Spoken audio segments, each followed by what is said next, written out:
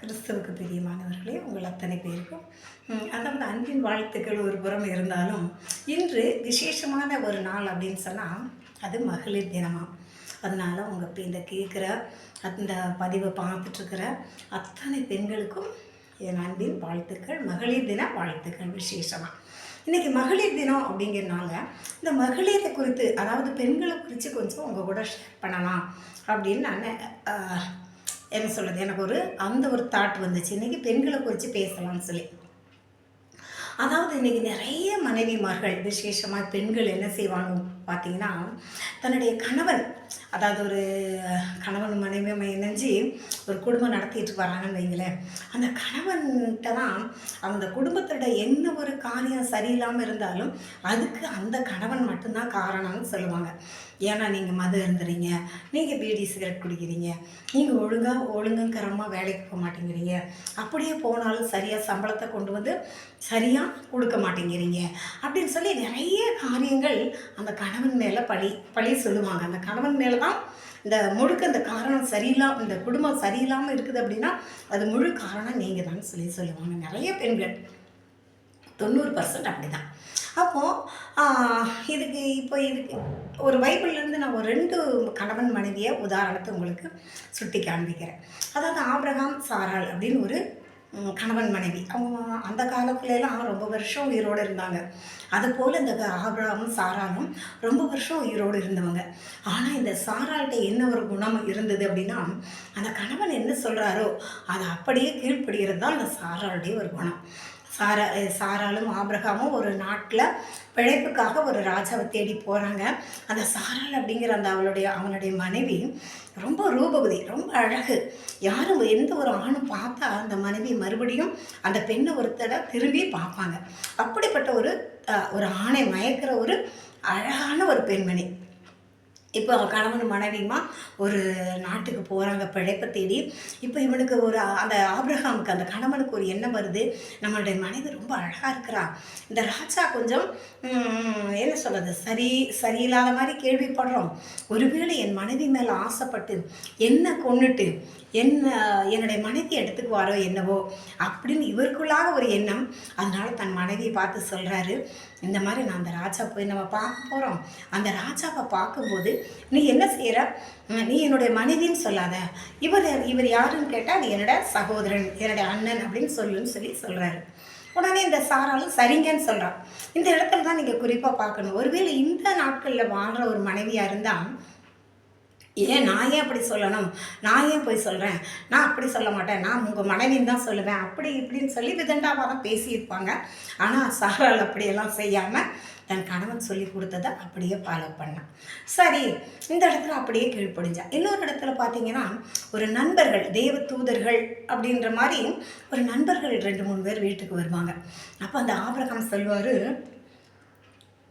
நீ போய் சீக்கிரமாக மாவு பிணைஞ்சி ஒரு அப்பம் சுடு, நண்பர்கள் வந்திருக்கிறாங்க அப்படின்னு சொல்லுவார். உடனே அந்த மனைவி சாராள் ஓடி போய் அந்த அப்பத்தை ரெடி பண்ணுவாள். இந்த நாட்கள் இருக்கிற பெண்களாக இருந்தால், ஏங்க இப்போ தான் நான் வேலை முடித்து ரெஸ்ட்டில் உட்காந்துருக்கிறேன், எவனையாவது வர சொல்லிவிட்டு அதை செய் இதை செய்யுது, வேணுன்னா போய் கடையில் வாங்கி கொடுங்க, இல்லைன்னா ஒரு டீயை போட்டு தரேன், கொடுத்துட்டு பேசாமல் போக சொல்லுங்கள் அப்படின்னு சொல்லி கொஞ்சம் நீண்ட பேச்சு அந்த மனைவி பேசியிருப்பாங்க. ஆனால் சாராள் அதெல்லாம் ஒன்றுமே கேட்காம, அப்படியெல்லாம் ஒன்றும் பேசாமல் அந்த கணவன் சொன்ன வார்த்தைக்கு கீழ்ப்படிஞ்சு போய் அப்பத்தை சுட்டுட்டு வராங்க. இது எதுக்கு அடையாளம் அப்படின்னு சொன்னிங்கன்னா, அந்த கணவன் என்ன சொல்கிறாரோ அதுக்கு அந்த மனைவி அப்படியே கீழ்ப்படிஞ்சாங்க. இப்போ இன்னொரு கணவன், அவங்க ரொம்ப வருஷம் வயதான வரைக்கும் கணவன் மனைவியுமா இணைஞ்சு தான் அவங்க என்ன செஞ்சாங்க, ரொம்ப வருஷம் வாழ்ந்து அப்புறமா தான் அவங்களோட மரணம். இன்னொரு தம்பதியர் இருக்கிறாங்க. இப்போ நிறைய பெண்கள் இதை பார்த்துட்டு என்ன சொல்லுவாங்க அப்படின்னா, அந்த ஆபிரகாம் அப்படிங்கிறவர் அந்த கணவன் நல்லவராக இருந்திருக்கிறாரு, அவர்கிட்ட எந்த ஒரு தீய குணமும் இல்லை, அதனால அந்த மனைவி சாராள் அந்த ஆபிரகாமுக்கு கீழ்ப்படிஞ்சு இருந்திருக்கிறாங்க அப்படின்னு சொல்லுவாங்க. சரி, போகட்டும். இன்னொரு கணவன் மனைவி உங்களுக்கு உதாரணத்துக்கு சொல்கிறேன். அந்த கணவன் மனைவி, அந்த மனைவியோட பேர் அபிகாயில், அந்த கணவனோட பேர் நாபால். இந்த நாபால் என்ன எப்படிப்பட்டவன் அப்படின்னு பார்த்தீங்கன்னா, அந்த பைபிளில் அவனை குறித்து என்னவெல்லாம் போட்டிருக்கு அப்படின்னா, அவன் ஒரு பைத்தியக்காரன், அவன் ஒரு சரியான குடிகாரன். ஸோ அவன் ரொம்ப எப்போதுமே குடித்து அந்த போதையில், அதாவது சரியான வெறியில் மயங்கி கிடப்பான். குடும்பத்தில் என்ன நடக்குது ஏது நடக்குது ஒன்றும் தெரியாத ஒரு என்ன சொல்கிறது, ஒரு போதையிலேயே அவன் இருக்கிறவன். அப்படிப்பட்ட ஒருத்தன் தான் அந்த நாபால் அப்படிங்கிறது, அந்த அபிகாயிலோட கணவன். இப்போ என்ன, அந்த அபிகாயில் ஆனால் எப்படி இருந்தா, இப்படிப்பட்ட ஒரு கணவனோட இந்த காலத்து பெண்கள் இருக்கவே மாட்டாங்க. ஆனால் அபிகாயில் இருந்திருக்கிறான், அவங்க கூட வாழ்ந்திருக்கிறான். இப்போ ஆனால் அந்த அபிகாயில் பார்த்தீங்கன்னா அவளும் அப்படி தான், சரி அழகான ஒரு பெரிய ரூபவதி. அவளை ஒரு எந்த ஒரு ஆணும் ஒரு முறைக்கு பல முறை திரும்பி பார்ப்பாங்க. அப்படிப்பட்ட ஒரு அழகான ஒரு ரூபவதியான ஒரு பெண். ஆனால் அவளுடைய கணவனும் சரியான ஒரு குடிகாரன், ஒரு போதைக்கு அடிமையாக இருக்கிறவன், எந்த ஒரு காரியத்துக்கும் அவன் லாய்க்கு இல்லாதவன். ஆனால் கூட அந்த மனைவி, அந்த அபிகாயில் அவனை அவ்வளோ அன்பாக பார்த்துக்கிட்டா. அவனுடைய போக்கிலேயே போய் அந்த குடும்பத்தை சமாதானமாக குடும்பத்தை நடத்திட்டு வரான். அந்த ஒரு குடிகாரனோட, அந்த ஒரு பைத்தியக்காரத்தனமாக உள்ள அந்த கணவனோடு தான் அவள் வாழ்ந்துட்டுருக்கிறான். அவள் ஒன்றும் அழகில் குறையில்லை, அழகானவ. அப்படிப்பட்ட தன்னுடைய அழகு இருந்தால் கூட அது அந்த கணவனுக்கு மட்டுமா சொந்தமாக அந்த கணவனோடு கூட இருந்து வாழ்ந்துட்டுருக்கிறான். இப்போ இப்படி வாழ்கிற ஒரு இந்த இப்படி அவங்க வாழ்க்கையை ரன் ஆகிட்டுருக்கிற ஒரு காலத்தில் அவங்களுக்கு ஒரு என்ன செய்து, ஒரு ராஜா தாவீது அப்படிங்கிற ஒரு ராஜாவுக்கும் இந்த நாபாலுக்கும் ஒரு வாக்குவாதம் வந்துடுது. அந்த வாக்குவாதத்தில் அந்த பிரச்சனை பெருசாகி தாவீது அப்படிங்கிற அந்த ராஜாவுக்கு நாபால் மேலே ரொம்ப கோபம் வந்துடுது. அவன் ராஜா என்ன செய்கிறாரு, உடனே தன்னுடைய வேலைக்காரங்கிட்ட எல்லாம் சொல்கிறாரு, இன்னைக்கு இரவோட இரவாக போய் அந்த நாபாலை ஒன்றுமில்லாமல் பண்ணிடணும், அவன் பூமியில் இனி உயிரோடு இருக்கவே கூடாது அப்படின்னு சொல்லி ஒரு முடிவெடுத்து அவங்க என்ன பண்ணுறாங்க, வந்துட்டுருக்குறாங்க. இதை இந்த நாபாலுடைய வீட்டு வேலைக்காரன் ஒருத்தன் கேட்டு தன்னுடைய எஜமானி அபிகாயில் அவர்கிட்ட போய் அவகிட்ட போய் சொல்கிறான், அம்மா இந்த மாதிரி உங்கள் கணவரை அழிக்கிறதுக்கு, நம்ம எஜமானரை அழிக்கிறதுக்கு இப்படி ஒரு ராஜா தன்னுடைய ஆட்களோடு புறப்பட்டு வந்துட்டுருக்குறாங்க. இன்னும் ஒரு 1/2 மணி நேரத்தில் நாவாலா எஜமானனா ஒன்றும் இல்லாமல் பண்ணிடுவாங்க அப்படின்னு சொல்லி சொல்கிறான். இதை கேட்ட மறு நிமிஷத்தில் நீங்கள் இந்த இடத்துல நல்லா யோசனை பண்ணி பாருங்கள். இன்றைக்கி நிறைய யூடியூப்பில், நிறைய ஃபேஸ்புக்கிலலாம் என்ன பார்க்குறோன்னா, நல்லா வாழ்ந்துட்டுருக்கிற, நல்லா சம்பாதிச்சு கொடுத்து நல்ல ஒரு கணவனை கூட விட்டுட்டு, பிள்ளைகளை விட்டுட்டு தன் கணவனுக்காக வேறு ஒருவனுக்காக தன் கூட கட்டி வாழ்ந்த கணவனையே கொன்று என்னென்னவோ செய்கிறாங்க. நீங்கள் நிறைய பார்த்துட்டு இருந்திருப்பீங்க தானே. அப்படி அதெல்லாம் நான் சொல்ல நேரம் இல்லை. அப்படி இருக்கிற இந்த காலகட்டத்தில் இவனை அழிக்கிறதுக்கு, தன்னுடைய கணவனை அழிக்கிறதுக்கு ஒரு ராஜா வராரு. இப்போ அந்த கணவன் எப்படிப்பட்டவன் அப்படின்னு தான் உங்களுக்கு சொல்லியிருந்தேனே. அவனை ஒரு பைத்தியக்காரன், ஒரு குடிகாரன். இப்போ என்ன நினைக்கணும் அந்த மனைவி, இந்த காலத்து பெண்மணியாக இருந்தால் என்ன நினச்சிருப்பா அப்படின்னா, அப்பாடா இன்னைக்கு தான் அவன் ஒழிஞ்சான், நம்மளே அழிக்கலாம்னு நினச்சா நம்மளால் முடியல. ஆனால் இன்னைக்கு அவனை அழிக்கிறதுக்குன்னு ஒரு ராஜா புறப்பட்டு வராரு. எப்படியும் சாகட்டும், இன்னையோடாவது எனக்கு ஒரு நல்ல வாழ்க்கை அமையட்டும், இனியாவது நான் அந்த பூமியில் கொஞ்சம் சமாதானமாக இருக்கலாம் அப்படின்னு நினச்சி செய்திருப்பான். ஆனால் அந்த அபிகாயில் நல்ல ஒரு பெண்மணி, நல்ல ஒரு குணசாலியான ஸ்ரீ. உடனே என்ன செய்கிற, இதை கேள்விப்பட்ட மாத்திரத்தில் தன் கணவன்கிட்ட போய் சொல்லலாம், இந்த மாதிரி எங்க உங்களை அழிக்கிறதுக்காக அந்த ராஜா வராருன்னு சொல்லலாங்கிற மேட்ரை சொல்கிறதுக்காக போகிறான். அவன் அதை கேட்குற நிலைமையில இல்லை, அவன் சரியான போதையில் இருக்கிறான், மயக்கத்தில் இருக்கிறான். உடனே இது சரி, இப்போ இதெல்லாம் இவங்ககிட்ட பேசிகிட்டு இருக்க முடியாது, விடிஞ்சு பேசிக்கலாம்னு சொல்லிட்டு அந்த ராஜாவை எதிர்கொண்டு போகிறான். இப்போ ராஜா கிட்ட வந்துட்டாரு, இந்த பெண்மணியும் கிட்ட போயாச்சு. இப்போ அந்த ராஜா கிட்ட அந்த பெண்மணி சொல்கிறா, அபிகாயில் சொல்கிறா, தயவுசெய்து என் கணவரை ஒன்றும் செய்திடாதீங்க, அவன் ஒரு குடிகாரன் தான், அவன் ஒரு பைத்தியக்காரன் தான், அவங்ககிட்ட எந்த ஒரு நல்ல செயலும் இல்லை தான், ஆனாலும் கூட அவன் என்னுடைய கணவன், தயவுசெய்து எனக்காக என் கணவரை ஒன்றும் செய்திடாதீங்க அப்படின்னு சொல்லி காலில் விழுந்து கெஞ்சுறா. உடனே அந்த ராஜா மனசு இறங்கி, நாபாலை மட்டும் நான் யோசித்திருந்தேன்னா நிச்சயமாக நான் அவனை இன்னும் 1/2 மணி நேரத்தில் விட நான் கொண்டிருப்பேன். ஆனால் நீ அப்பேற்பட்ட ஒரு கணவனுக்கு கூட நீ என் காலில் விழுந்து என் கணவனை விட்டுருங்கன்னு சொல்லி கேட்குற பற்றியா, இந்த ஒரு நல்ல குணத்துக்காக தான் உன் கணவனை உனக்காக நான் விட்டு வைக்கிறேன் அப்படின்னு சொல்லி அந்த ராஜா கோபமெல்லாம் மாறி வீட்டுக்கு போயிடுறாரு.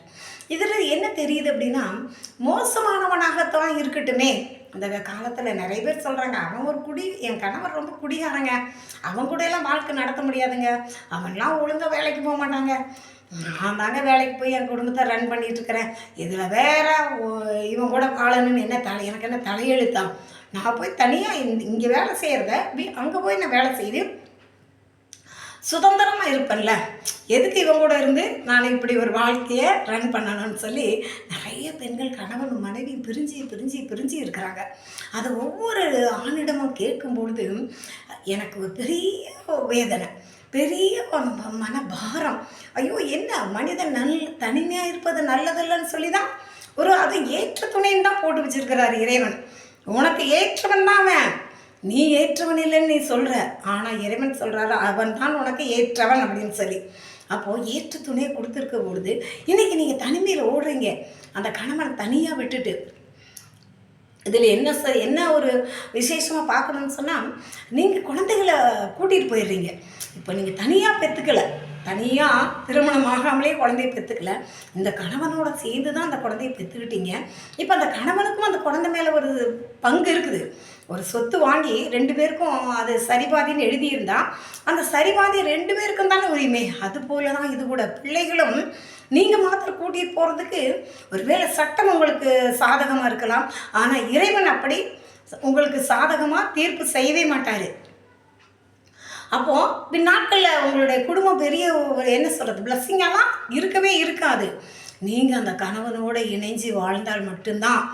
ஒருவேளை அந்த கணவனால் உங்களுக்கு பாடுகள், வேதனைகள், பிரச்சனைகள் அப்படின்னு இருந்தால் கூட நீங்கள் அந்த குடும்பத்தை ரன் பண்ணிட்டு வரும்பொழுது அதை இறைவன் பார்த்துட்டு சும்மா இருக்க மாட்டார். எப்படி ஒரு தாய் தன் குழந்தை கஷ்டப்படும் பொழுது அதை பார்த்துட்டு சும்மா இருக்க மாட்டாளோ, அதை போல தான் இறைவனுக்கும் நமக்கும் ஒரு பெரிய பாண்டிங் இருக்குது. அவர் அதே தன்னுடைய பிள்ளை, என்னுடைய மகா தன் கணவனால் இவ்வளவு சிரமப்படுறா அப்படின்ட்டு என்ன பண்ணிடுவார், அந்த கணவனுக்கு ஒரு நீதி, உங்களுக்கு ஒரு நீதி செய்வார், கணவனுக்கும் ஒரு நீதியை செய்வார். அதனால தான் அரசன். ஆனால் அது கொஞ்சம் தாமதமாகவும் அது கொஞ்சம் நீங்கள் அட்ஜஸ்ட் பண்ணணும். ஏன் இறைவன் அன்னைக்கு செய்கிறதில்ல அப்படின்னா, ஒருவேளை அந்த கணவன் திருந்தி நல்லவனாக வாழ்ந்தா எவ்வளோ சிறப்பாக இருக்குமில்ல, அதுக்காக தான் கொஞ்சம் வெயிட் பண்ணுவார். மற்றபடி ஒரு நீதியை சரி கட்டுகிற தேவன். அதனால தான் மனம் கொந்தளிச்சு, ஐயோ இவன் கூட எத்தனை வருஷம் வாழ்கிறது, இவன் செத்தா போதும் அப்படின்னு வாழ்கிறவங்க நிறைய பெண்மணிகள் இருக்கிறாங்க. அப்பேற்பட்டவங்களுக்கெல்லாம் பைபிள் என்ன சொல்லுதுன்னா, மனம் பதறுகிறவர்களை பார்த்து சொல்லுங்கள், பயப்படாதீர்கள், திடன் கொள்ளுங்கள், இதோ உங்கள் தேவன் நீதி சரிகட்டவும் உங்கள் தேவன் பதிலளிக்கவும் வருவார், அவர் வந்து உங்களை ரட்சிப்பார் என்று. அவர் நிச்சயமாக நீதி செய்ய வருவார். உங்களை அப்படி கஷ்டப்படுத்திக்கிட்டே இருக்க விட மாட்டார்.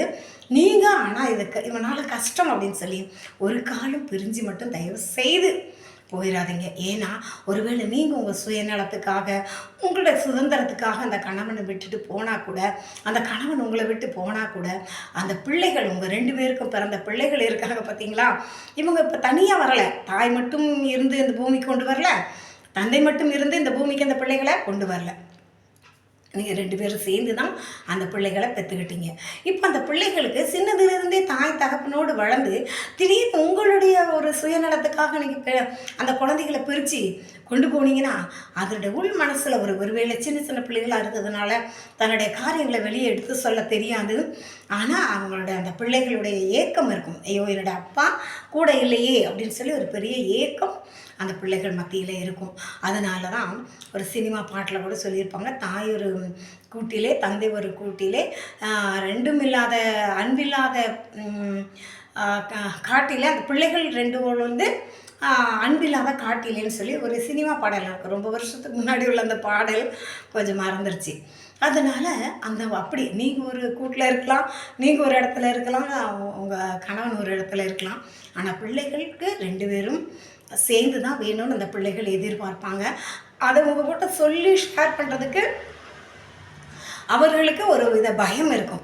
ஒருவேளை சட்டம் சொல்லலாம், பெண்களிடத்துல தான் பிள்ளைகள் இருக்கணும்னு சொல்லி. ஆனால் இறைவன் அப்படியல்ல, மனிதன் தனிமையாக இருப்பது நல்லதல்லன்னு சொல்லி தான் ஏற்ற துணைன்னு சொல்லி போட்டு வச்சுருக்கிறாரு. ஏற்ற துணையோடு நீங்கள் இருங்க. கொஞ்சம் கணவனால் உங்களுக்கு பாடுகளோ இல்லை மனைவியினால் ஒரு வேளை கணவனுக்கு பாடுகளோ எதுனாலும் சகிச்சு கொஞ்சம் சகிங்க. இறைவன் நிச்சயமாக உங்களுக்கு ஒரு நீதி செய்து இந்த பூமியில் நீங்கள் சமாதானமாய் வாழ்கிறதுக்கு ஒரு வழி வாசலை திறந்து கொடுத்துருவாரு. ரொம்ப நாள் உங்களை கஷ்டப்படுத்த விட மாட்டார். விசேஷமாக இன்றைக்கி எதுக்கு இந்த குறிப்பு பேசியிருக்கிறேன் அப்படின்னு பார்த்தீங்கன்னா, பெண்கள் தினம் அப்படிங்கிறனால தான் பெண்கள் என்ன செய்ய வேண்டும் இந்த பூமியில் அப்படிங்கிறது தான் கொஞ்சம் உங்களுக்கு ஒரு குடும்பத்தில் அதில் விசேஷமாக ஒருவேளை நாட்டை ஆளலைனாலும் ஒருவேளை பிரதமராக நம்ம போகலைனாலும் என்ன சொல்வது மருத்துவ சேவை நம்ம செய்யலைனாலும் ஒவ்வொரு பெண்ணுக்கும் ஒரு குடும்பத்தை கொடுத்துருக்கிறாரு இறைவன்.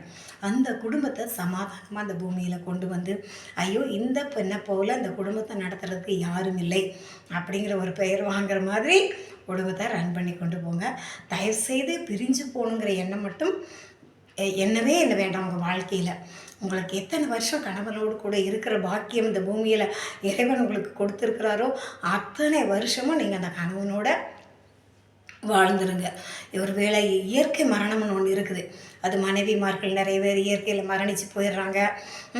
ஒரு சில இடத்துல கணவன்மார்கள் இயற்கையிலே மரணம் அவங்கள சந்திக்குது. இது இயற்கை.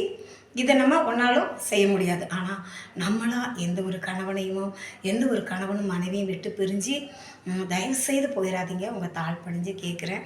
ஏன்னா நான் நிறைய ஆண்களுடைய நிலைமையை கேட்கும் பொழுது அவர்கள் ஒவ்வொரு நாளும் தன் மனைவி இல்லாததுனால அணுவாக இந்த வாழ்க்கையை வாழ்ந்துட்டுருக்கு. அதான் சொல்லுவாங்களே பூமியில் அணுவாக சாகுறேன்னு சொல்லி ஒரே அடியாக செத்துடலாம் அதுக்கு பதிலாக அப்படின்னு சொல்லுவாங்க.